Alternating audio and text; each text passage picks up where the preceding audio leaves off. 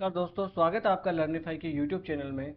यह है अपनी इंडियन पॉलिटी की सीरीज जिसमें आज हम देखने वाले हैं सिस्टम्स ऑफ गवर्नमेंट के बारे में, जिसमें हम मेनली देखेंगे पार्लियामेंट्री गवर्नमेंट क्या होती है और प्रेसिडेंशियल फॉर्म ऑफ गवर्नमेंट क्या होती है। इन दोनों के बीच में कंपैरिजन देखेंगे, एग्जांपल्स के साथ समझेंगे। इसलिए लेक्चर आज का थोड़ा सा बड़ा हो जाएगा, इसलिए बस आप थोड़ा सा बेयर करना है ना, कि नहीं कि थोड़ा लेक्चर बड़ा हो गया तो सर हम नहीं देखेंगे ऐसा। क्योंकि हमें क्या है कि हम लंबी रेस के घोड़े हैं तो लंबा चलना है, यूपीएससी वाले हैं हम तो टाइम से हमें क्या मतलब है, हमें कंटेंट पूरा होना चाहिए। एक बार में नहीं देख पा रहे, दो बार में देख लेना, बट है ना। तो चलिए शुरू कर लेते हैं आज का लेक्चर शुरू करें उससे पहले मेरा ब्रीफ इंट्रोडक्शन। मेरा नाम हंसराज कुमार है, पब्लिक एडमिनिस्ट्रेशन से जीआरएफ हूँ, 2 मेंस लिख चुका हूँ यूपीएससी, और मास्टर्स मैंने पब्लिक एडमिनिस्ट्रेशन से ही किए। बैचलर्स मेरी बिजनेस मैनेजमेंट से है, और इस फील्ड में मुझे 5 साल से ज़्यादा का एक्सपीरियंस है पढ़ाने का और बाकी सारे चीज़ों का। तो ये हो गया ब्रीफ इंट्रोडक्शन। अब चल लेते हैं बिना कोई टाइम गंवाए अपने लेक्चर्स की ओर। तो यहाँ पर हम देखने वाले हैं सिस्टम्स ऑफ गवर्नमेंट के बारे में। तो सिस्टम ऑफ गवर्नमेंट का मतलब हो गया कि गवर्न करने के कितने कितने कैसे कैसे सिस्टम्स हैं इस दुनिया में। तो मेजर मेजर जो सिस्टम्स हैं वो 2 हैं, एक पार्लियामेंट्री फॉर्म ऑफ सिस्टम है और एक क्या है, एक है presidential form of government system. हालांकि कुछ ऐसा भी होता है जिसमें प्रेसिडेंशियल और पार्लियामेंट्री दोनों मिक्स होता है, मगर वो हम बाद में देखेंगे। जो मेजर 2 है टाइप्स वो हम आज के लेक्चर में देखेंगे, है ना। अगर देखें हम तो भारत जो है वो है पार्लियामेंट्री सिस्टम को अपनाता है। भारत एक पार्लियामेंट्री सिस्टम ऑफ गवर्नमेंट को अपनाता है, ठीक है ना। और कॉन्स्टिट्यूशन में जो है वो सेंटर और साथ ही साथ स्टेट लेवल पे जो है अपने यहाँ parliamentary form of government establish की गई है, ठीक है ना। अब आप कहोगे सर स्टेट में कैसा हो सकता है parliamentary form of government, parliament, तो आप कहोगे सर पार्लियामेंट्री फॉर्म का मतलब आप सिर्फ पार्लियामेंट तो नहीं है।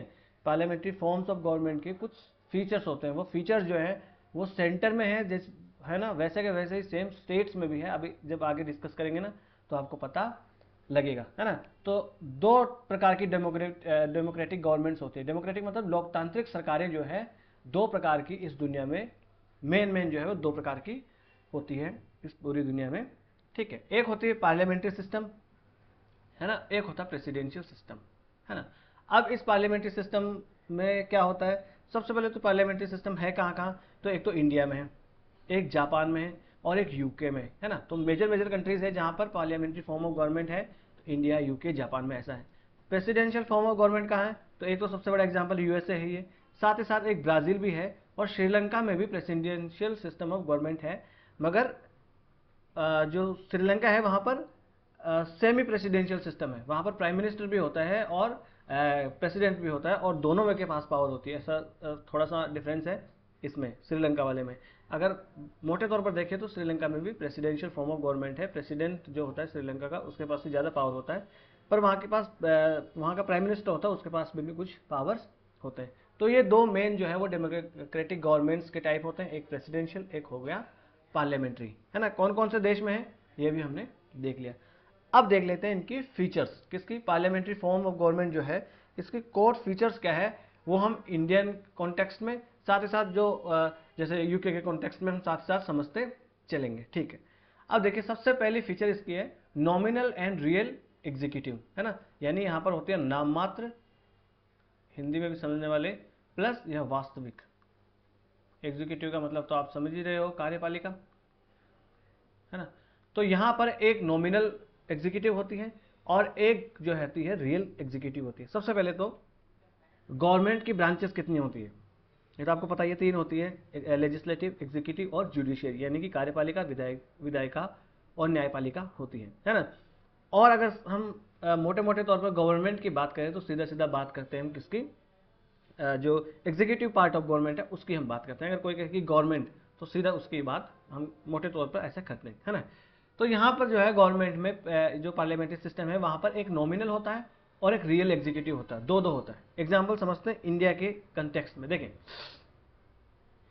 भारत में एग्जीक्यूटिव हेड अगर देखा जाए तो कौन है, प्रेसिडेंट, प्रेसिडेंट ऑफ इंडिया है ना। अभी कौन है, द्रौपदी मुर्मू जी जो है वो अपनी प्रेसिडेंट है, तो वो अपनी एग्जीक्यूटिव हेड है। एक एग्जीक्यूटिव हेड और है अपने यहाँ, कौन है, प्राइम मिनिस्टर। ये जो बैठे हैं यहाँ पर क्या नाम है इनका, मोदी जी, नरेंद्र मोदी जो है ना। तो नरेंद्र मोदी जी जो है ये अपने प्राइम मिनिस्टर हैं। प्रेसिडेंट कौन है अपने यहाँ, द्रौपदी मुर्मू जी। तो जो प्रेसिडेंट होते हैं वो अपने यहाँ होते हैं नॉमिनल हेड, यानी कि नाम मात्र के ही वो कार्यपालिका के या एग्जीक्यूटिव के हेड होते हैं, और जो रियल और वास्तविक जिनके पास शक्तियां होती है एग्जीक्यूटिव की, कार्यपालिका की, वो कौन होते हैं? वो होते हैं प्राइम मिनिस्टर और उनकी कैबिनेट। उनके पास होती है सारी वास्तविक शक्तियां। जो प्रेसिडेंट हैं सिर्फ इनकी एड और एडवाइस पे ही काम करते हैं। ये जैसा कहते हैं सेम वैसा का वैसा ये करते हैं। हाँ, हालांकि उनके पास कुछ शक्तियां होती हैं अलग से, वो हम जब प्रेसिडेंट वाला चैप्टर पढ़ेंगे उसमें देखेंगे। तो ये हमने देख लिया ना, दो हो गया, एक नॉमिनल, तो नॉमिनल कौन है अपने यहाँ? राष्ट्रपति। और वास्तविक कौन है अपने यहाँ? पीएम, है ना। अगर देखें हम यूके में, तो यूके में यहाँ पर नाम मात्र की कौन है? वहाँ का मोनार्क जो है, मोनार्क है ना, वहाँ का जो राजा होता है, रानी होती है, वो नाम मात्र की होती है। और वास्तविक कौन होता है? वहाँ का पीएम जो है वो होता है। ठीक है ना, ये हो गया नॉमिनल और रियल एग्जीक्यूटिव, समझ गए। नेक्स्ट, सेकेंड इसके फीचर है मेजोरिटी पार्टी रूल, यानी कि पार्लियामेंट्री फॉर्म ऑफ गवर्नमेंट में क्या होता है? पार्लियामेंट में खासतौर से लोअर हाउस जो होता है, यानी इंडिया में देखें तो अपने यहाँ लोअर हाउस है लोकसभा, है ना, और अगर यूके में देखें तो हाउस ऑफ कॉमन्स उसमें होता है ना। तो हाउस ऑफ कॉमन्स में यूके में और भारत में लोकसभा में जिस पार्टी की मेजोरिटी होती है उस पार्टी का जो है क्या होता है? रूल होता है। अगर कभी कभी मेजोरिटी नहीं होती है तो कोएलिशन गवर्नमेंट बनती है ना।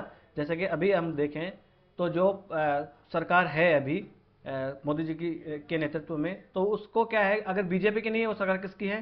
वो सरकार है एनडीए की, है ना, नेशनल डेमोक्रेटिक अलायंस, इसकी गवर्नमेंट है, क्योंकि बीजेपी अकेली को यहाँ पर मेजोरिटी नहीं मिली है, तो ये कोएलिशन की गवर्नमेंट है ना। तो यहाँ है मेजोरिटी पार्टी का रूल होता है, यानी जो लोअर हाउस है उस हाउस में जिसको मेजोरिटी मिली होती है उसकी यहाँ पर सरकार होती है ना। और कभी कभी अगर मेजोरिटी ना हो तो कोएलिशन की गवर्नमेंट भी बनती है। जैसे अभी का रियल का एग्जांपल, अभी का एग्जांपल देखें हम हाल फिलहाल का, तो एनडीए जो है उसकी गवर्नमेंट है, अभी प्रेजेंट गवर्नमेंट है, वो एक कोएलिशन गवर्नमेंट का एग्जांपल है। और इससे पहले हम देखें तो यूपीए 1 और यूपीए 2, है ना, ये मनमोहन सिंह की अध्यक्षता में, है ना, जब पीएम मनमोहन सिंह थे उस टाइम में भी कोएलिशन गवर्नमेंट हुआ करती थी। तो ये हो गया मेजोरिटी पार्टी का रूल। फिर है collective responsibility. Parliamentary form of government में क्या होता है? कलेक्टिव रिस्पॉन्सिबिलिटी होती है, यानी कि जितने भी जो कैबिनेट मिनिस्टर्स होते हैं उनकी कलेक्टिव रिस्पॉन्सिबिलिटी होती है। किसके लिए कलेक्टिव रिस्पॉन्सिबिलिटी होती है?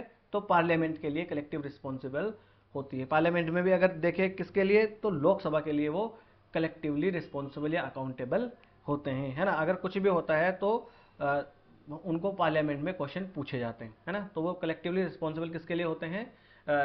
लोकसभा के लिए होते हैं। किसी एक मंत्री की नीतियों की वजह से पूरी कैबिनेट को भी निंदा का सामना करना पड़ता है, क्रिटिसाइज, वो क्रिटिक्स जो है क्रिटिसिज्म उसको झेलना पड़ता है ना। जैसे कि यूपीए गवर्नमेंट को 2008 में यहाँ पर नॉन कॉन्फिडेंस मोशन लाया गया था, हालांकि वो पास नहीं हो पाया था, पर नॉन कॉन्फिडेंस मोशन लाया गया, तो इसकी हेल्प से क्या करते हैं? वो अकाउंटेबल बनाते हैं गवर्नमेंट को। आगे समझ में? तो ये है कलेक्टिव रिस्पॉन्सिबिलिटी। जितने भी मिनिस्टर्स हैं, जो कैबिनेट है, वो पूरी पूरी किसके लिए रिस्पॉन्सिबल है, किसके प्रति रिस्पॉन्सिबल है? तो लोकसभा के लिए, लोकसभा के प्रति रिस्पॉन्सिबल है। ऐसा क्वेश्चन भी यूपीएससी में प्रीलिम्स में पूछा गया था कि जो है वो एग्जीक्यूटिव किसके लिए रिस्पॉन्सिबल होती है, या उसमें था कि उत्तरदायी सरकार का अर्थ इनमें से क्या है ना। What does responsible government means, है ना। ठीक है, नेक्स्ट है पॉलिटिकल होमोजेनिटी। पॉलिटिकल होमोजेनिटी का मतलब क्या हो गया? पॉलिटिकल होमोजेनिटी का मतलब हो गया कि यहाँ पर जिसकी भी सरकार बनती है उनके सबके विचार एक जैसे होते हैं। अगर सिर्फ बीजेपी की सरकार होती तो भाई एक विचारधारा है तो उसकी सरकार बन गई, मगर अभी एनडीए की सरकार है, तो एनडीए में जितने भी इसके घटक दल हैं, जो भी इसके और दूसरे जो पार्टीज इसमें शामिल है, कोलिशन में जो पार्टी शामिल हैं, उन सब की एक विचारधारा होगी, है ना। अब मान लीजिए उनमें अलग अलग पार्टी है, उनकी अलग अलग विचारधारा है, परंतु क्या होगा, वो एक कॉमन मिनिमम एजेंडा उनका होगा, सेट करेंगे, और उसके लिए वो सब जो है वो रिस्पॉन्सिबल होंगे, उसके लिए वो सब के सब जो है एक मुद्दे पर सहमत होते हैं। तो पॉलिटिकल होमोजेनिटी यहाँ पर होती है ना। और जितने भी जो इसके मिनिस्टर्स होते हैं वो सारे के सारे किससे होंगे? रूलिंग पार्टी से ही होते हैं, अगर मेजोरिटी उसकी है। और अगर नहीं तो फिर कोएलिशन गवर्नमेंट्स में भी जो कोएलिशन जो पार्टीज है उनके भी उनमें होते हैं, है ना। जैसे अभी हम देखें तो आरएलडी के हैं, उनमें नेता हैं, और अगर हम देखें नीतीश कुमार वाली पार्टी के तो उनके नेता भी मंत्री हैं, है ना। अगर हम देखें पीडीपी माफ़ कीजिएगा, जो चंद्रबाबू नायडू वाली पार्टी है, उनके भी जो है वो नेता जो है यहाँ पर क्या है, वहाँ मंत्री हैं। तो ये पॉलिटिकल होमोजेनिटी का मतलब हो गया कि उसी पार्टी से जो है वो आएंगे। अगर कोalition गवर्नमेंट हुई तो क्या होगा, कोalition जो पार्टीज है उनमें से वहाँ पर मंत्री आते हैं। तो पॉलिटिकल होमोजेनिटी होती है, एक ही विचारधारा को वो समर्थन पूरा देते हैं। आगे समझ में, ठीक है। नेक्स्ट है यहाँ पर डबल मेंबरशिप होती है। इसके एक और फीचर है डबल मेंबरशिप। डबल मेंबरशिप कैसे, देखो, एक होती है कार्यपालिका, एक होती है विधायिका, और एक होती है न्यायपालिका। अब ये क्या क्या करती है, इतने बच्चे तो अब आप हो गए नहीं, है ना। पार्लियामेंट्री फॉर्म ऑफ गवर्नमेंट में क्या होती है, डबल मेंबरशिप होती है, यानी एक ही मेंबर जो होता है वो दो दो जगह का सदस्य होता है। देखिए ये कौन है, अमित शाह जी। ये कहां पर भाषण दे रहे हैं, पार्लियामेंट में, है ना। ये लोकसभा है, लोकसभा में ये भाषण दे रहे हैं, और ये लोकसभा के सदस्य भी हैं, है ना। यानी कि यहाँ के सदस्य हो गए जो होम मिनिस्टर हैं, होम मिनिस्टर यहाँ के सदस्य हो गए, ये हो गए विधायिका के सदस्य। अब देखते हैं, पीछे आइए, यहाँ देखो, ये देखो, ये कौन बैठी है, पूरी की पूरी कैबिनेट बैठी है। ये प्राइम मिनिस्टर है, इसकी इनकी अध्यक्षता में पूरी की पूरी कैबिनेट बैठी है। ये देखिए, ये प्राइम मिनिस्टर हैं, ये डिफेंस मिनिस्टर है, ये हाईवे मिनिस्टर है, ये होम मिनिस्टर है, ये भी कोई से तो मिनिस्टर है, शायद हेल्थ मिनिस्टर है ना। तो ये देखो यहाँ भी सदस्य हैं, समझ रहे हैं बात। तो ये एक ही व्यक्ति यहाँ पर कार्यपालिका, साथ ही साथ, माफ कीजिएगा, कार्यपालिका साथ साथ विधायिका दोनों का सदस्य होता है, इसलिए यहाँ पर होती है double membership parliamentary form of government में। अगर यही प्रेसिडेंशियल फॉर्म ऑफ गवर्नमेंट होती तो वहां पर एक आदमी एक ही जगह का मेंबर होता, या तो वो एग्जीक्यूटिव का होता या तो वो लेजिस्लेटिव का होता। जैसे अभी ट्रम्प है ना, वो जीते हैं तो वो एग्जीक्यूटिव, वो प्रेसिडेंट बनेंगे तो वो एग्जीक्यूटिव जो के हेड हैं, तो अब उनका वहाँ की जो पार्लियामेंट है जिसे कहते हैं कांग्रेस, तो कांग्रेस से उनका कोई लेना देना नहीं है। तो ये हो गया डबल मेंबरशिप। देखिए कैसे भाषण दे रहे हैं गुस्से में, हमारे होम मिनिस्टर गुस्से में भाषण देते हैं, हालांकि ये अच्छी बात नहीं है, ठीक है। फिर है लीडरशिप ऑफ प्राइम मिनिस्टर।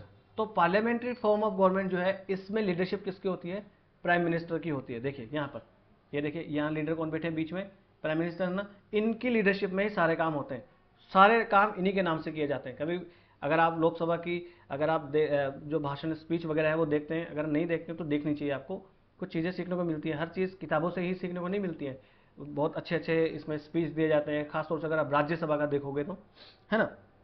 तो यहाँ पर प्राइम मिनिस्टर की लीडरशिप में सारा काम होता है, कुछ भी होम मिनिस्टर कहेंगे, कुछ जवाब देंगे, जो यहाँ के मेंबर्स क्वेश्चन पूछते हैं उनका, तो ये कहेंगे कि प्रधानमंत्री, यशस्वी प्रधानमंत्री नरेंद्र मोदी की के नेतृत्व में हमने ये काम किया है, हमने इतनी सड़कें बनाई है, हमने ये काम किया है ना। तो यहाँ पर लीडरशिप किसकी होती है, प्राइम मिनिस्टर की। हर काम प्राइम मिनिस्टर के नाम से किया जाता है ना। जो कैबिनेट है और पार्लियामेंट दोनों को कौन लीड करते हैं, प्राइम मिनिस्टर करते हैं, है ना। फिर डिसोल्यूशन ऑफ लोअर हाउस। तो पार्लियामेंट्री फॉर्म ऑफ गवर्नमेंट है, इसमें लोअर हाउस जो है उसका डिसोल्यूशन हो जाता है। देखिए जैसे अपनी विधायिका है, तो इस विधायिका में दो है, एक तो लोकसभा, एक राज्यसभा। हाँ, इसको हिंदी में भी, इंग्लिश में भी ऐसे लिखते हैं, है ना। ये राज्यसभा, तो लोअर हाउस कौन सा है, लोकसभा, और अपर हाउस कौन सा है, राज्यसभा, है ना।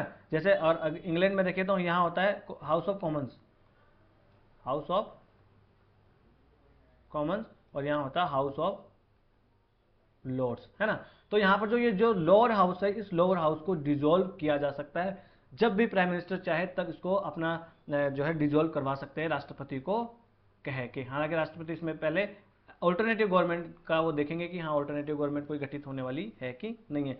तो यहाँ पर जो है नॉन कॉन्फिडेंस मोशन ला के लोअर हाउस जो है उसको डिसॉल्व किया जा सकता है, परंतु अपर हाउस को नहीं किया जा सकता। ये याद रखना, जैसे भारत के मामले में राज्यसभा और यूके के मामले में हाउस ऑफ लॉर्ड को किसी भी मामले में डिसॉल्व नहीं किया जा सकता।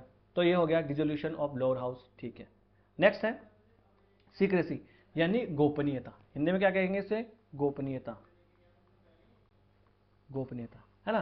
तो यहाँ पर जितने भी मिनिस्टर्स हैं, जब भी वो शपथ लेते हैं, ओथ लेते हैं, तो आपने देखा होगा वो कहते हैं कि मैं अमित शाह जो संघ का मंत्री चुना गया हूँ, गोपनीयता और उसके शपथ लेता हूँ, है ना। ऐसा एक शपथ लेते हैं ना वो, तो वो गोपनीयता की शपथ लेते हैं। यानी ऐसा मामला जो जब तक आवश्यक ना हो बताना कॉन्स्टिट्यूशन के अकॉर्डिंग, वो तब तक जो है बात बताई नहीं जाएगी किसी को भी, वो सीक्रेट रखी जाएगी, हाँ, क्योंकि ये गवर्नमेंट की बातें सीक्रेट रखी जाती है। ठीक है साहब। तो ये है सीक्रेसी, यहाँ पर सीक्रेसी मेंटेन होती है जो पार्लियामेंट्री फॉर्म ऑफ गवर्नमेंट है इसमें। ये हमने देख लिया। तो ये सारी के सारी फीचर्स हमने देख ली पार्लियामेंट्री फॉर्म ऑफ गवर्नमेंट की। ठीक है साहब, आगे आ जाते हैं। अब देखें, ये हमने फीचर्स देख लिए। अब इन फीचर्स को देख के ही आप मेरिट और डिमेरिट का पता लगा सकते हैं, थोड़ा सा अगर आप दिमाग लगाएं, शांति से सोचे, है ना। तो अब हम देख लेते हैं इसकी मेरिट। पहली है harmony between executive and legislative. तो इसकी मेरिट सबसे बढ़िया तो यही है कि एग्जीक्यूटिव और लेजिस्लेचर है उसके बीच में हार्मनी रहती है, यानी कि भाईचारा बना रहता है। क्योंकि जो जिसकी लोकसभा में सबसे ज़्यादा सीटें हैं वही तो सरकार बनाएगा, तो जिसकी सरकार है वही लीड करता है लोकसभा को। तो दोनों के बीच में क्या होता है, यहाँ पर एक हार्मनी बनी रहती है। मगर यूएसए में ऐसा नहीं है, जहाँ पर प्रेसिडेंशियल फॉर्म ऑफ गवर्नमेंट है। वहाँ पर ऐसा हो सकता है कि कांग्रेस में किसी और पार्टी की मेजोरिटी हो और सरकार किसी और पार्टी को। हमारी रिपब्लिकन और डेमोक्रेटिक दो पार्टियां हैं ना, तो हो सकता है कि रिपब्लिकन पार्टी की सरकार हो और डेमोक्रेटिक पार्टी जो है वो वहाँ की जो लेजिस्लेचर है, वहाँ की कांग्रेस है, उसमें उसको मेजोरिटी हो। ऐसा हो सकता है वहाँ पर, है ना। पर भारत में ऐसा नहीं है, क्योंकि अगर दोनों अलग अलग पार्टी की जगह दोनों अलग अलग पार्टी बहुमत में होती है तो फिर तो टकराव होना तय है, कॉन्फ्लिक्ट होना तय है ना, क्योंकि दोनों की विचारधारा जो है वो अलग अलग है, आइडियोलॉजीज। ठीक है सर। पर भारत के मामले में ऐसा नहीं है, क्योंकि जिसको बहुमत मिलता है वही लोकसभा और कैबिनेट को लीड करता है। तो ये एक इसका फायदा है, ताकि यहाँ पर हार्मनी बनी रहती है दोनों के बीच में। ठीक। अगला आ गया रेस्पॉन्सिबल गवर्नमेंट। रेस्पॉन्सिबल गवर्नमेंट होती है पार्लियामेंट्री फॉर्म ऑफ गवर्नमेंट में। रेस्पॉन्सिबल गवर्नमेंट का मतलब क्या हुआ, देखिए ये कौन है, लीडर ऑफ अपोजिशन। एलओपी है किसमें, लोकसभा में। यह है लीडर ऑफ अपोजिशन लोकसभा में, श्री राहुल गांधी जी। ठीक। अब ये क्या कर रहे हैं, देखिए ये क्वेश्चन पूछ रहे हैं किसको, सरकार को। तो ऐसे ही जो विपक्षी पार्टियां होती है, खासतौर से जो लीडर ऑफ अपोजिशन होता है, जिसे शेडो अगर आप कहें तो इनको हम कह सकते हैं कि ये ऑल्टरनेटिव प्राइम मिनिस्टर हैं। अगर अगर यूके में बात करें तो वहाँ पर होती है शेडो कैबिनेट, और शेडो कैबिनेट में जो लीडर ऑफ अपोजिशन होता है वो ऑल्टरनेटिव प्राइम मिनिस्टर उनको माना जाता है। इनको पूरी जो सुविधाएं हैं वो एक कैबिनेट मिनिस्टर की पूरी दी गई होती है ना, इनका एक ओहदा होता है पूरा का पूरा। ठीक है। तो ये रेस्पॉन्सिबल बनाते हैं गवर्नमेंट को, कैसे, क्वेश्चंस पूछ के, बहस करके, है ना, वॉकआउट करके भी ये जो है ऐसे गवर्नमेंट को रिस्पॉन्सिबल बनाते हैं, है ना। और ज़्यादा हो तो नो कॉन्फिडेंस मोशन भी ला सकते हैं कि भैया सरकार में विश्वास ही नहीं है लोगों का, क्योंकि सरकार अपना बहुमत हो चुकी है। अगर सरकार को अपना बहुमत बचाना है तो फिर जो है उसको लोकसभा के प्रति पूरा अपना अकाउंटेबल बनना पड़ेगा, उनके सवालों का जवाब देना पड़ेगा और अच्छे काम करने पड़ेंगे। तो ये पार्लियामेंट्री फॉर्म ऑफ गवर्नमेंट में हो सकता है। क्यों, क्योंकि प्रेसिडेंशियल फॉर्म ऑफ गवर्नमेंट में तो जो गवर्नमेंट है उनको कांग्रेस से कोई मतलब ही नहीं, लेना देना ही नहीं होता, क्योंकि वो उसके सदस्य ही नहीं होते, है ना। ठीक है। नेक्स्ट है प्रिवेंट डेस्पोटिज्म। डेस्पोटिज्म का मतलब क्या होता है, निरंकुशता। अब ये निरंकुशता क्या है, जिसके ऊपर किसी का अंकुश ना हो वो है निरंकुश। डिक्टेटर आपने सुना होगा, है ना, जैसे नॉर्थ कोरिया में। तो डिक्टेटरशिप जो है उसको रोकती है ये पार्लियामेंट्री फॉर्म ऑफ गवर्नमेंट। कैसे रोकती है, देखो यहां पर है प्राइम मिनिस्टर, माफ कीजिएगा, यहां पर है प्राइम मिनिस्टर जो कि है एग्जीक्यूटिव हेड, यहां पर है लेजिस्लेचर, है ना, यहां है लोकसभा। अब ये लोकसभा के सदस्य होते हैं, हालांकि राज्यसभा के सदस्य भी भारत में हो सकते हैं। ठीक है। अब क्या होता है, ये कुछ भी ऐसी नीतियां नहीं ला सकते जो इनके मन में आ रहा है। क्यों, इनको ये रिस्पॉन्सिबल किसके प्रति है, लोकसभा के प्रति। इनको लोकसभा में जवाब देना पड़ेगा। ये यहाँ पर देखिए एलओपी साहब खड़े हैं, बैठे हैं, है ना, ये विपक्षी पार्टी पूरी बैठी है, हंगामा मचा देगी लोकसभा में, लोकसभा में काम नहीं होने देगी, है ना। और लोकसभा में फिर सवालों का जवाब देना पड़ेगा, पूरी जनता देखेगी। और अगर इन्होंने कुछ गलत काम किया, ऐसा वैसा काम किया जो संविधान के विरुद्ध है, तो फिर क्या होगा, फिर इनको हो सकता है अगली बार हारना पड़ जाए, या नॉन कॉन्फिडेंस मोशन का भी यहाँ पर, नो कॉन्फिडेंस मोशन का भी यहाँ पर हो सकता है कि सामना करना पड़ जाए। इसलिए ये निरंकुशता को रोकती है ना, डेस्पोटिज्म को ये रोकती है पार्लियामेंट्री फॉर्म ऑफ गवर्नमेंट। अब जो प्रेसिडेंशियल फॉर्म ऑफ गवर्नमेंट होती है उसमें क्या होता है कि प्रेसिडेंट जो होता है वो फ्री होता है, वो उसको वहाँ की कांग्रेस से कोई मतलब ही नहीं होता है, इसलिए वो कुछ भी ऐसी पॉलिसीज ला सकता है, क्योंकि वो किसी के प्रति रिस्पॉन्सिबल नहीं होता है, रिस्पॉन्सिबल गवर्नमेंट वहाँ पर नहीं होती है। फिर है रेडी ऑल्टरनेटिव गवर्नमेंट। तो जो प्रेसिडेंशियल फॉर्म ऑफ गवर्नमेंट है इसमें एक ऑल्टरनेटिव गवर्नमेंट जो है हमेशा रेडी रहती है। जैसे देखिए, जैसे कि ये है एलओपी, लोकसभा में एलओपी है, तो मान लीजिए कल को सरकार गिर जाती है मोदी जी की सरकार गिर जाती है, तो ये जो है जो राष्ट्रपति इनको सरकार बनाने का एक बार न्योता अवश्य देंगे कि आप सरकार बनाना चाहते हैं कि नहीं चाहते हैं, है ना। और अगर देखें हम यूके में, तो वहाँ पर पूरी की पूरी एक शेडो कैबिनेट होती है, ऑल्टरनेटिव गवर्नमेंट वहाँ पर होती है, प्राइम मिनिस्टर के जैसे ऑल्टरनेटिव प्राइम मिनिस्टर भी होता है। हर मिनिस्टर के बदले में वहाँ पर एक जो है ओपोजिशन का एक जो मंत्री होता है, वो माफ कीजिए मंत्री क्या, ओपोजिशन का एक लीडर होता है, वो हर मिनिस्टर के जैसे एक वहाँ पर होता है कि अगर फाइनेंस मिनिस्टर है तो ओपोजिशन का भी एक जो मेंबर होगा वो फाइनेंस मिनिस्टर जो होगा वो उनके जैसा पूरा वो काम करता है, उनका सारा वो चीज़ें देखता है कि हाँ ये सही कर रहे हैं कि नहीं कर रहे हैं ना। तो पूरी की पूरी एक ऑल्टरनेटिव गवर्नमेंट हमेशा तैयार रहती है यहाँ पर, है ना। फिर वाइड रिप्रेजेंटेशन, तो इसमें पार्लियामेंट्री फॉर्म ऑफ गवर्नमेंट में होता क्या है कि रिप्रेजेंटेशन यहाँ पर जो है वो वाइड रेंज पर मिल जाता है ना, क्योंकि अलग अलग क्षेत्रों से अलग अलग कम्युनिटीज़ का रिप्रेजेंटेशन जो है यहाँ पर गवर्नमेंट में हो पाता है, क्योंकि अलग अलग जो कम्युनिटीज़ के लोग हैं वो पार्लियामेंट में आते हैं, फिर उनमें से जो है गवर्नमेंट जो है वो मंत्री बना देती है, क्योंकि यहाँ पर तो अपने यहाँ तो रिजर्वेशन भी तो है, एससी और एसटी के लिए जो है रिजर्वेशन जो है वो है ना। तो वाइड रेंज ऑफ रिप्रेजेंटेशन जो है लोगों को मिल पाता है पार्लियामेंट्री फॉर्म ऑफ गवर्नमेंट में। तो ये हो गए इसके सारे के सारे फायदे। अब देख लेते हैं कि कोई डिमेरिट्स भी तो होंगे, तो पार्लियामेंट्री फॉर्म ऑफ गवर्नमेंट के कुछ डिमेरिट्स भी हैं। सबसे पहला है अनस्टेबल गवर्नमेंट, यानी कि ये रिस्पॉन्सिबल गवर्नमेंट तो बनाता है, रिस्पॉन्सिबल तो बनाता है मगर अनस्टेबल गवर्नमेंट भी बनाता है। यानी एक फायदा अगर रिस्पॉन्सिबल गवर्नमेंट बनाता है पार्लियामेंट्री फॉर्म ऑफ गवर्नमेंट, तो वो एक अनस्टेबल गवर्नमेंट भी बनाता है। क्यों? कि किसी भी सरकार की यहाँ पर पूरी टेन्योर पूरा करने की कोई गारंटी नहीं है, खास तौर से अगर सरकार को पूर्ण बहुमत नहीं है, फुल मेजोरिटी नहीं है, कोएलिशन की गवर्नमेंट है, गठबंधन की सरकार है, तो सरकार कई बार गिर जाती है ना। ऐसा देखिए, अगर हम देखें तो 1977 के बाद कोएलिशन गवर्नमेंट का दौर हमारे यहाँ शुरू होता है। फिर अगर देखें तो 90s में कोएलिशन गवर्नमेंट का दौर यहाँ पर शुरू होता है। जब पोस्ट इंडिपेंडेंट इंडिया हम पढ़ेंगे तब इनके बारे में हम अच्छे से देखेंगे, है ना। तो 90s के दौर में कोएलिशन गवर्नमेंट जो है वहाँ पर दौर पूरा शुरू हो जाता है ना। तो उस वक्त खूब सरकारें गिरती है। ये जो है ये कौन है? अटल बिहारी वाजपेयी। अटल बिहारी वाजपेयी है ना। 1996 में इनकी सरकार बनी तो मात्र 13 दिन चल पाई। कितने दिन? मात्र 13 दिन चल पाई, क्योंकि जो AIDMK है, जयललिता वाली पार्टी, उन्होंने जो है यहाँ पर इनसे अपना जो है क्या कहते हैं समर्थन वापस ले लिया था, है ना। तो इस प्रकार से गवर्नमेंट यहाँ पर अनस्टेबल होती है, खास तौर से अगर कोएलिशन गवर्नमेंट हो तो। फिर लैक ऑफ पॉलिसी कंटिन्यूटी, यहाँ पर पॉलिसी कंटिन्यूटी नहीं हो पाती है। एक सरकार गिर गई, दूसरी सरकार आई, तो फिर वो एकदम जो है पूरी की पूरी पॉलिसीज जो है यहाँ पर चेंज कर देती है ना। एक बार कांग्रेस की सरकार आई, फिर सरकार अगर चली गई तो जब बीजेपी की सरकार आएगी तो एकदम पूरा जो है वो पॉलिसी सी बदल देगी, है ना। क्यों? जैसे कि कांग्रेस की अगर एग्जांपल देखिए रियल, तो कांग्रेस की गवर्नमेंट क्या करती है कि भाई जो पब्लिक सेक्टर अंडरटेकिंग्स जो है वो ज़्यादा होनी चाहिए, पब्लिक जो है इंडस्ट्रीज ज़्यादा होनी चाहिए, सरकारी इंडस्ट्रीज। मगर बीजेपी की सरकार जब आती है तो वो क्या करती है? नहीं, प्राइवेटाइजेशन पे ज़्यादा ध्यान देनी चाहिए, हम सबको प्राइवेटाइज कर देंगे, है ना। सिर्फ और सिर्फ जो है कुछ ही जगहों पर हम सरकारी कंपनी रखेंगे, बाकी प्राइवेटाइज कर देंगे, ऐसा करते हैं। तो ये पूरा देखिए एकदम पूरा शिफ्ट आ जाता है ना जब सरकारें बदलती हैं। फिर नेक्स्ट है कैबिनेट डिक्टेटरशिप। तो पार्लियामेंट्री फॉर्म ऑफ गवर्नमेंट में कभी कभी कैबिनेट भी डिक्टेटर हो जाती है। डिक्टेटर होने का मतलब क्या होगा? जब स्ट्रांग मेजोरिटी मिल जाती है, पूर्ण बहुमत किसी सरकार को मिल जाता है, तो सरकार डिक्टेटरशिप के जैसे बिहेव करने लगती है जो कैबिनेट है वो। क्यों? क्योंकि देखिए सरकार का ही तो बहुमत होता है लोकसभा में, और लोकसभा के प्रति ही तो उत्तरदायी होती है सरकार, और लोकसभा ही तो उत्तरदायित्व निर्धारित करती है ना। और जब लोकसभा में ही इनका बहुमत हो गया तो फिर इनका उत्तरदायित्व कौन निर्धारण करेगा?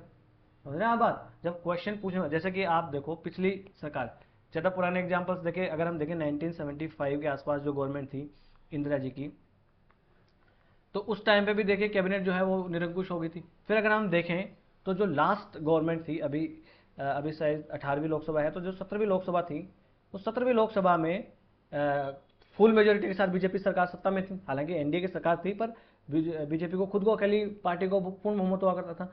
तो आपने अगर ऐसा फील किया होगा कि पिछली सरकार जो है थोड़ा सा कैबिनेट जो है वो डिक्टेटर के जैसे काम यहाँ पर कर रही थी।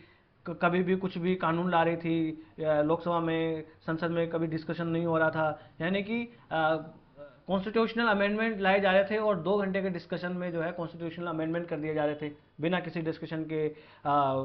जो अपोजिशन के जो लीडर्स हैं उनको निलंबित कर दिया जा रहा था, सदन से, ऐसा आपने देखा होगा पूरा, है ना। तो उस टाइम पे भी सरकार पे डिक्टेटरशिप जो है अपनाने का इल्ज़ाम लगाया जाता है पिछली सरकार पर, ऐसा है ना। ऐसा मैं नहीं कह रहा, ऐसा सब लोग कहते हैं, ठीक। फिर है अगेन सेपरेशन ऑफ पावर। तो ये जो है पार्लियामेंट्री फॉर्म ऑफ गवर्नमेंट वो सेपरेशन ऑफ पावर के विरुद्ध है। हालांकि अपने आर्टिकल 50 में क्या लिखा गया है, separation of executive from judiciary और लेजिस्लेचर, है ना। तो जो मान लीजिए कि ये अपनी जुडिशरी है, ये लेजिस्लेचर है, ये एग्जीक्यूटिव है, ये तो तीनों अलग अलग होनी चाहिए। पर अपने यहाँ क्या है, ये लेजिस्लेचर और एग्जीक्यूटिव ये तो दोनों एक ही है भाई। जिसको इस लेजिस्लेचर में बहुमत है वही तो सरकार बनाएगा, जिसको संसद में बहुमत है वही तो सरकार बनाता है ना।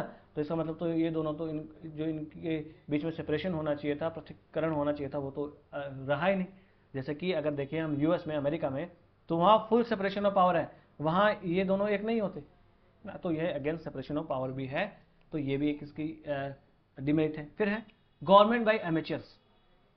तो जो गवर्नमेंट चलाते हैं पार्लियामेंट्री फॉर्म ऑफ गवर्नमेंट में, वो मिनिस्टर्स जो होते हैं वो अमेच्योर्स होते हैं, यानी मेच्योर नहीं होते हैं। क्यों होते हैं? क्योंकि सरकार के पास लिमिटेड तो ऑप्शंस होते हैं, क्योंकि जो मंत्री है वही बन सकता है, माफ़ कीजिएगा, जो लोकसभा का सदस्य है या राज्यसभा का सदस्य है, जो एमपी है वही सिर्फ जो है बन सकता है, क्या मंत्री बन सकता है। और फिर अगर कोalition गवर्नमेंट आती है तो हर जो उनके घटक दल होते हैं उन सब में से मंत्री बनाने पड़ते हैं, चाहे वो एमेच्योर हो क्या नहीं हो, जैसा भी हो, है ना। तो ऐसा कहा जाता है कि इसमें एमेच्योर्स के द्वारा जो है गवर्नमेंट चलाई जाती है। यहाँ पर कोई सब्जेक्ट मैटर के एक्सपर्ट जो है वो नहीं होते। तो ये इसकी डीमेरिट्स देख ली। अब सर इतने सारे डीमेरिट्स इसकी है, तो फिर हमने इसको अपनाया ही क्यों? हमने पार्लियामेंट्री फॉर्म ऑफ गवर्नमेंट को क्यों अपनाया, प्रेसिडेंशियल फॉर्म ऑफ गवर्नमेंट को क्यों नहीं अपनाया? ऐसी बातें आपके दिमाग में उठ रही है ना, सेम टू सेम बातें कॉन्स्टिट्यूएंट असेंबली में भी उठी थी, संविधान सभा में ऐसी की ऐसी बातें उठी थी कि हमें प्रेसिडेंशियल फॉर्म ऑफ गवर्नमेंट अपनाना चाहिए। परंतु उस टाइम पे जो हमारे फोर फादर्स थे उन्होंने अपनाया पार्लियामेंट्री फॉर्म ऑफ गवर्नमेंट। तो कारण क्या थे? कारण ये थे कि एक तो ब्रिटिश मॉडल से फेमिलियरिटी हुआ करती थी। अपने यहाँ देखिए अंग्रेज़ों का शासन रहा है, और अंग्रेज़ों का शासन रहा तो हमने बहुत सारी चीज़ें अंग्रेज़ों से सीखी है ना। और उस व्यवस्था से हम चिर परिचित रहेंगे। जब भारत में इतने सालों तक लगभग 200 सालों तक ब्रिटिश मॉडल रहा है, तो उससे हम चिर परिचित रहे हैं चीज़ों से, है ना। इसलिए हमने ये अपनाई। अगर प्रेसिडेंशियल फॉर्म ऑफ गवर्नमेंट अपनाते तो वो तो एकदम नहीं होती हम लोगों के लिए, उसके बारे में हम कुछ जानते ही नहीं कि किस प्रकार से वो काम करती है, कुछ काम नहीं करती।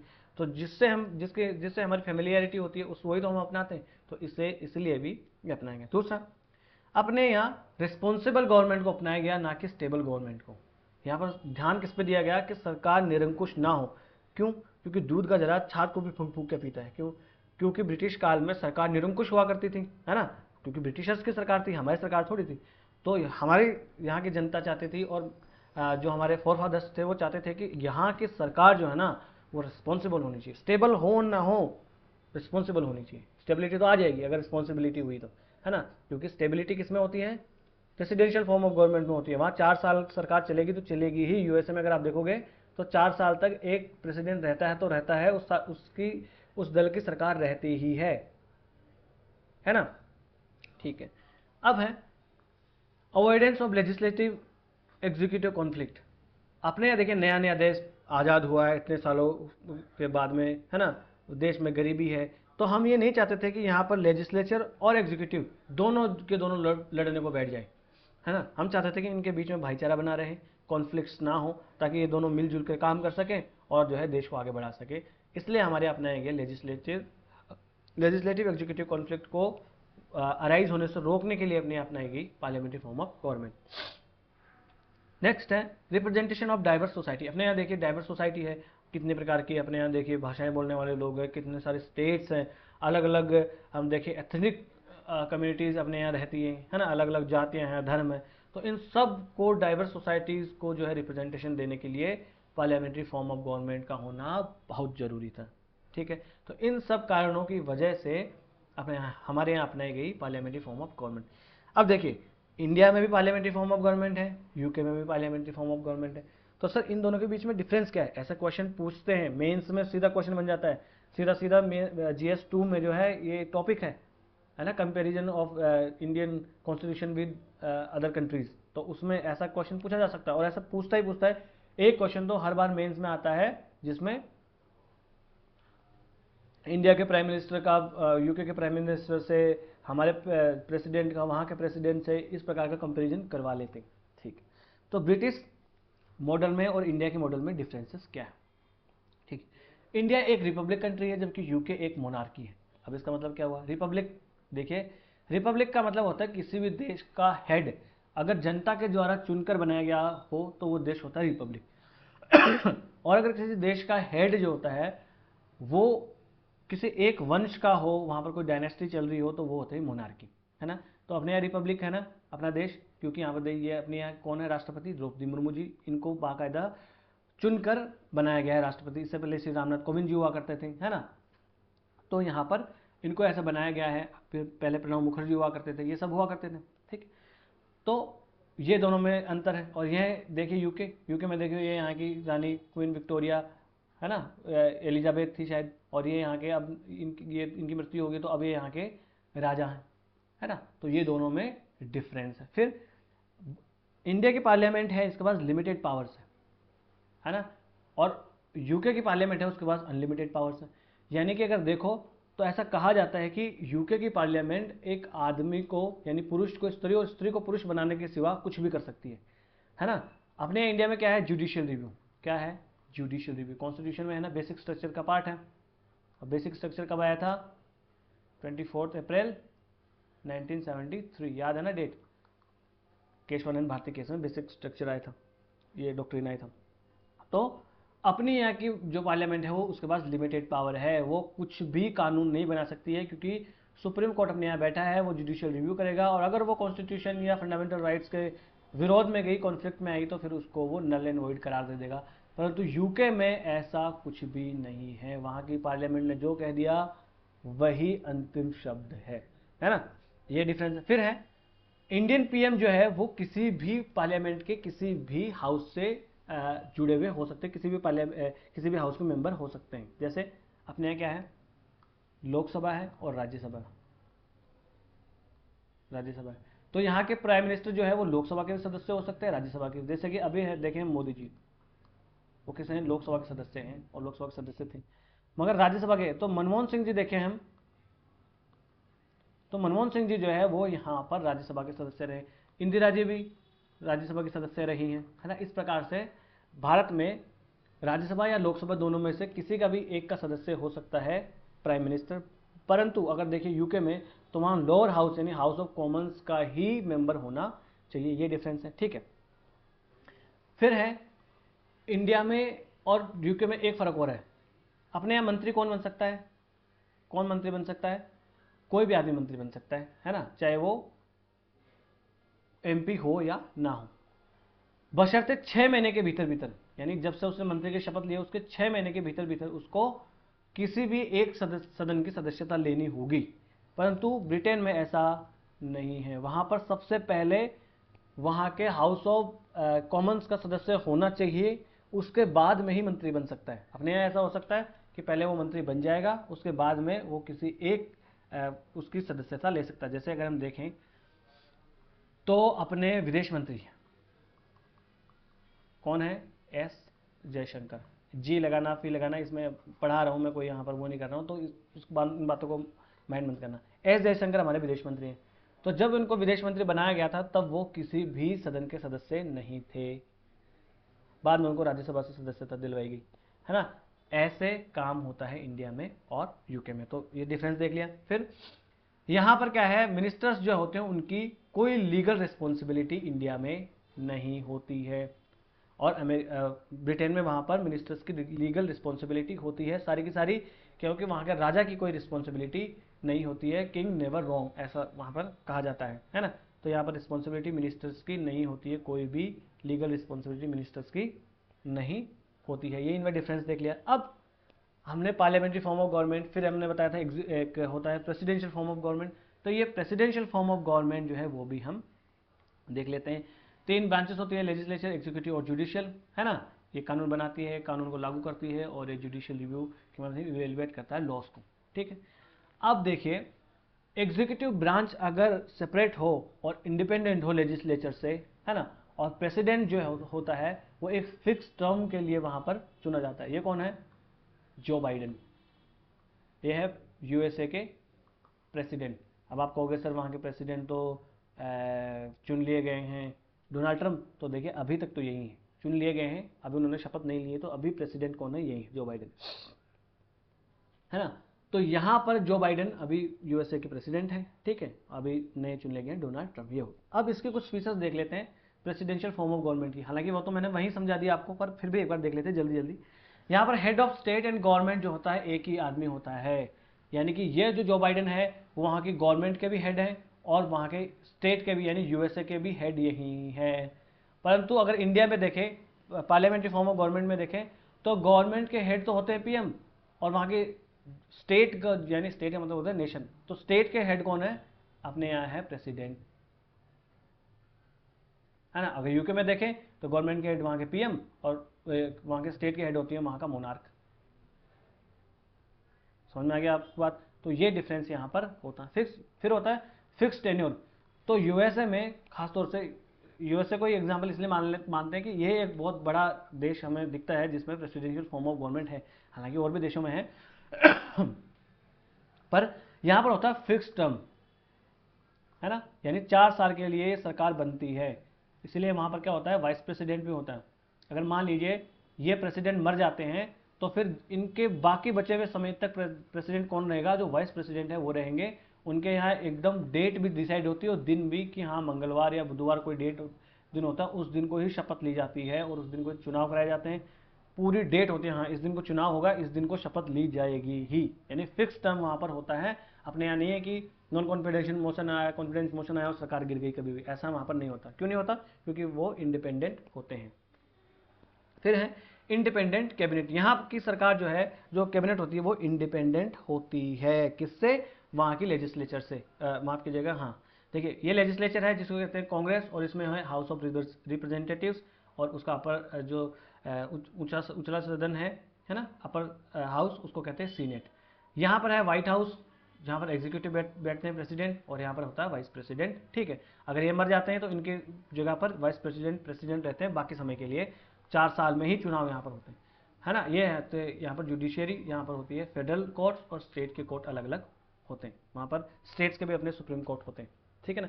तो यहाँ पर ये जो कैबिनेट होती है वो इंडिपेंडेंट होती है। ये जो कैबिनेट है यहाँ पर, ये पूरी प्रेसिडेंट और इसकी कैबिनेट, ये यहाँ के इस कांग्रेस से एकदम इंडिपेंडेंट होते हैं, इससे कोई मतलब नहीं होता है।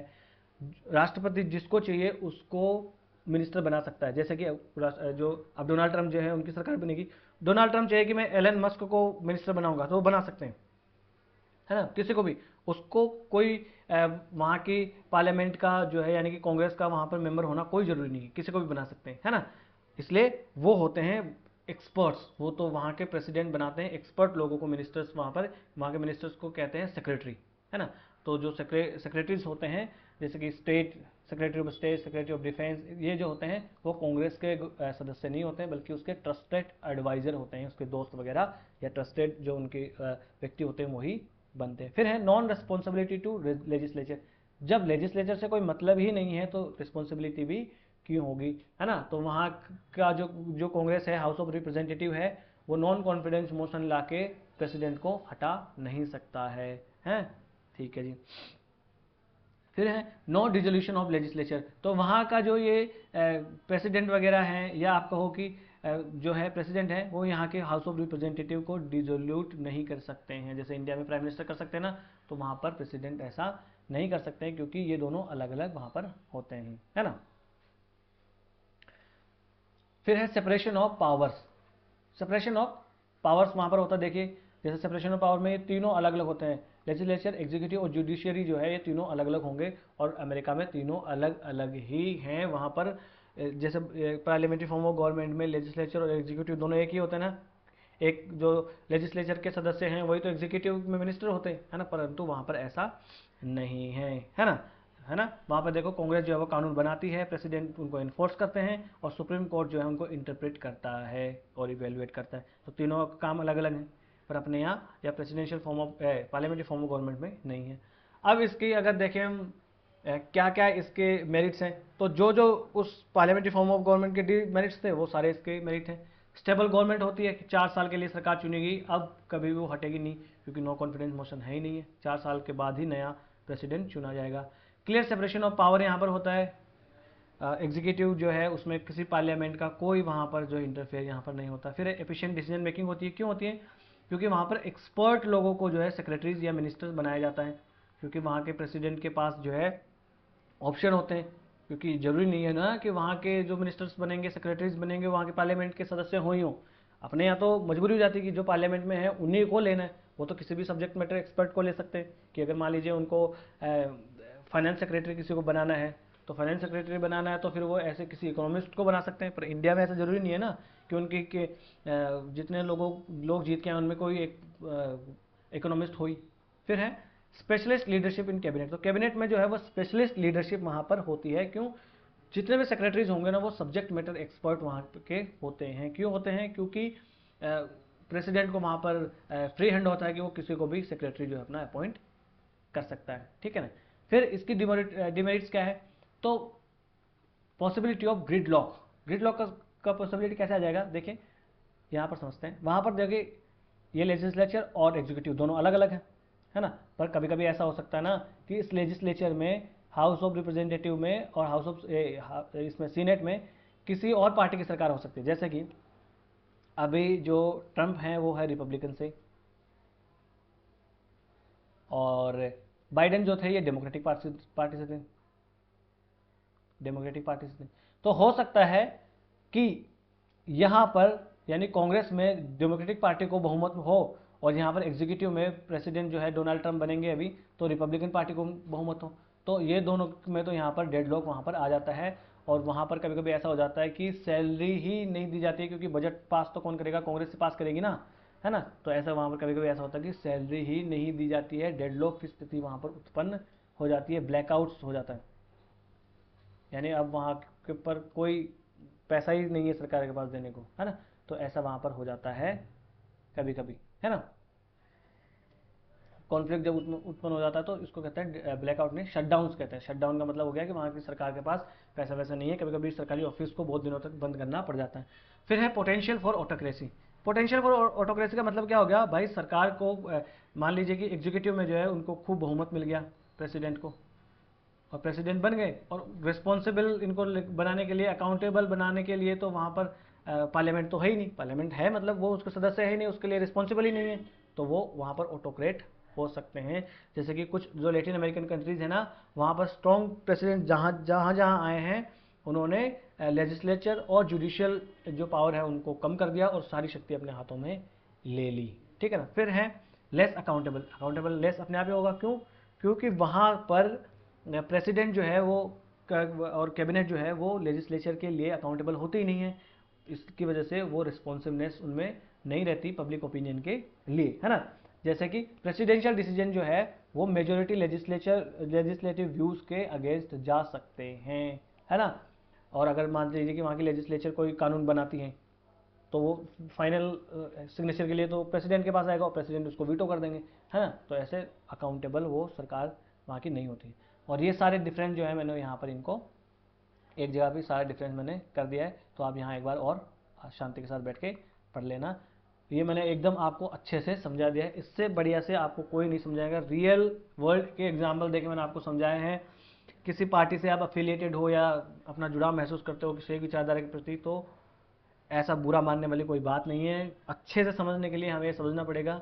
1-2 साल 3 साल 4 साल जब आप इस फील्ड में रहोगे तो आपको समझ में आ जाएगा कि पार्टी किसी की यहाँ होती नहीं है, और हम लोग यहाँ पर किसी पार्टी के सदस्य बनने नहीं आए हैं। हमें एक अच्छे इंसान बनने आए हैं, हमें अच्छी चीज़ें सीखनी है, चाहे वो कहीं से भी मिले, किसी पार्टी की गलत हो किसी पार्टी की सही हो, हमें पार्टी और जीत से मतलब ही नहीं है। ठीक है ना। तो बस आज का लेक्चर हम यहीं समाप्त कर लेते हैं। इस लेक्चर की अगर पीडीएफ चाहिए तो आपको जाइए लर्निफाई अनलॉकिंग नॉलेज के नाम से टेलीग्राम पे अपना चैनल है, यहाँ से आप स्कैन कर सकते हैं और डिस्क्रिप्शन बॉक्स में लिंक भी दिया हुआ है।